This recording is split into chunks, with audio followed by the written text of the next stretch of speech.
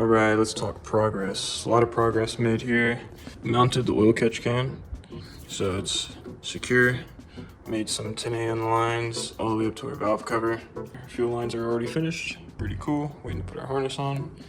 Last video we showed the 1320 manifold. We did get new hardware for that. This is a 3584 journal bearing, T4 flange V-band rear. It's already mounted all the way.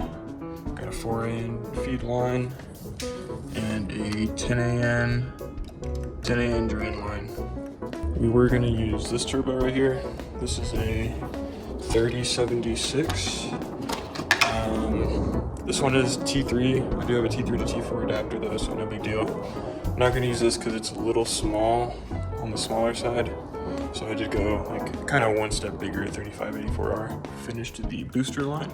So I'm using a 6AN line down to a choke valve over there, up to our main vacuum source up there. So I did get a V-band 3-inch exhaust already put on to mock up. Looks like we are gonna have some fitment issues, so especially with the wastegate. Wastegate's gonna come out pretty far. The TL wastegate's about 10 inches. So we're gonna have to move this engine up about 2 inches. That wasn't gonna work with our old radiator here. This little neck on the bottom was making contact with the alternator. I could move the engine upwards, I could relocate the alternator, or I could just do the simplest thing and get a half rad. So I'm gonna get a half rad, stick it right here, hopefully that's enough cooling. Now I did want to completely redo the torque mount. So this is kind of what we have for a torque mount right now. Using 2 Heim joints on a brace that I fabricated on the subframe. So these are polyurethane bushings on these Heim joints here, 3/4 Heim joints. So in order to keep our old subframe, allow all of that to fit, I had to grind a decent chunk off of there and right there. So.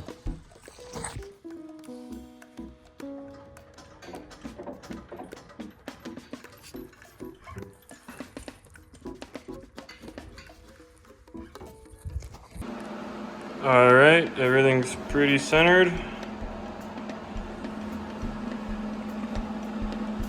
We're gonna send it.